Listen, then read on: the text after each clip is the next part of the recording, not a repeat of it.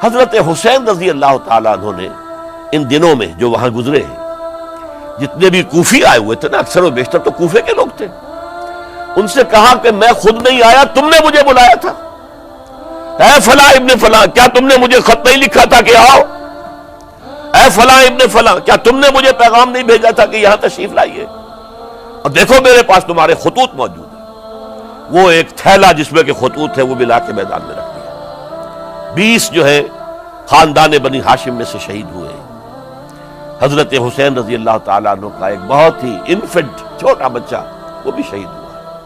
باقی سب مرد، تمام مرد سوائے ایک حضرت حسین کے بیٹے حضرت علی بن حسین زین العابدین کہلائے بعد میں، وہ بیمار تھے، وہ جنگ میں حصہ نہیں لے سکتے تھے، وہ بچ گئے صرف۔ یہ ہے 10 محرم الحرام اور سن 61 ہجری میں حضور کے نواسے، اور جن کے بارے میں حضور نے فرمایا سیدہ شباب اہل الجنہ، حضرت حسین شہید کر دیے گئے۔ کوفہ چونکہ حضرت حسین کے پاس پیغام آ رہے تھے کوفے سے، چونکہ کوفے کو حضرت علی نے دارالخلافہ بنا لیا تھا، اور وہاں سمجھا جاتا تھا کہ حضرت علی کے ہمدرد اور حضرت شیعان علی جنہیں ہم کہیں، ان کے ساتھی ہم خیال یہ لوگ ہیں کثرت کے ساتھ، اور وہاں سے اب خطوط کا تانتا شروع ہو گیا، آپ یہاں آئیے، ہم بےتاب ہیں، آپ کا استقبال کریں گے، آپ کے ہاتھ پر بیعت کریں گے، تاکہ یہ جو قیصر و کسریٰ کی سنت شروع ہو رہی ہے اس کو روکا جا سکے۔ وہ تانتا بندھا ہوا ہے خطوط کا۔ تو حضرت حسین رضی اللہ تعالیٰ عنہ نے فیصلہ کر لیا کہ میں کوفے جاؤں گا۔ حضرت زبیر روکتے رہ گئے کہ نہیں، کوفیوں پر اعتماد نہ کیجیے، یہ زبانی کلامی ساتھ دیتے ہیں، جب ڈنڈا چلتا ہے تو پھر یہ ہٹ جاتے ہیں میدان سے۔ اور حضرت حسین رضی اللہ تعالیٰ عنہ بامروت انسان، شریف النفس انسان، کیسے ممکن تھا غیرت مند غیور انسان وہ کیسے ان کی بات کو رد کر دیتا؟ لہذا اچھا چلو چلتے ہیں کوفے کی طرف۔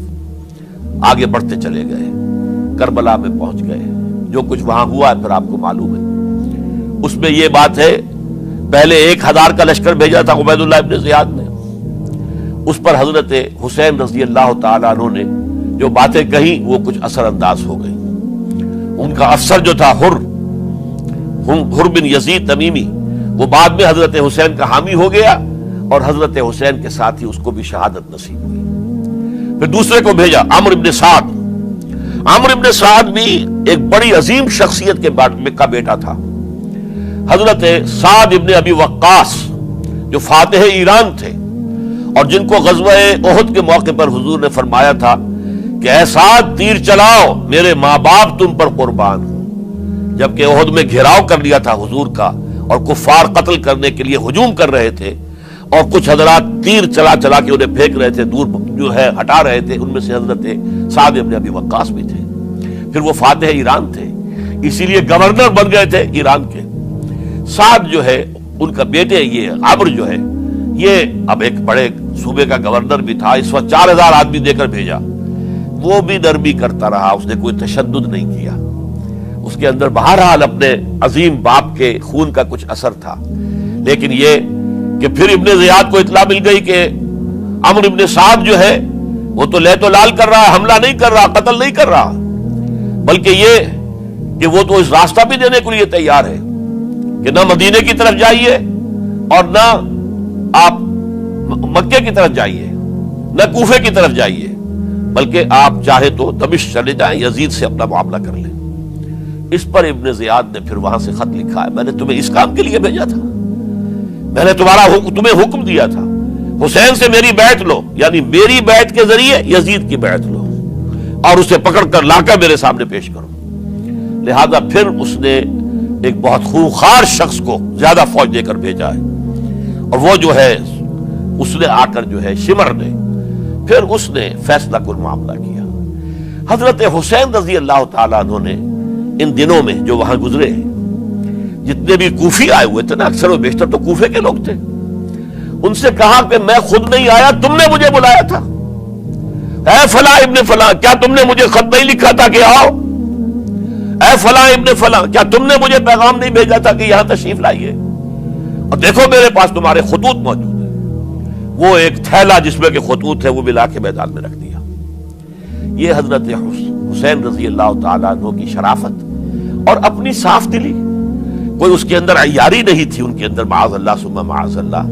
لیکن یہ کہ اس کا نتیجہ اچھا نہیں نکلا. نتیجہ کیا نکلا؟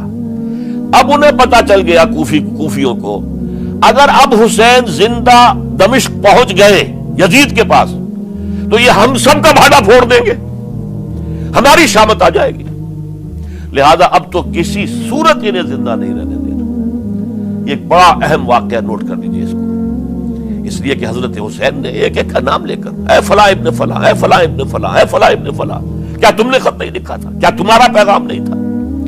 اب انہوں نے دیکھا کہ یہ بہانہ اگر یزید کے ہاں جا کر پھوڑ دیا گیا تو پھر ہماری خیر نہیں ہوگی. یہی وجہ ہے حضرت حسین کو شہید کرنے کے بعد، یہ نوٹ کر لیجئے، 72 آدمی تھے کل، جس کو کہہ لیں لشکر حضرت حسین کا رضی اللہ تعالیٰ عنہ. ان میں سے 20 خاندان بنی ہاشم کے چشم و چراغ تھے.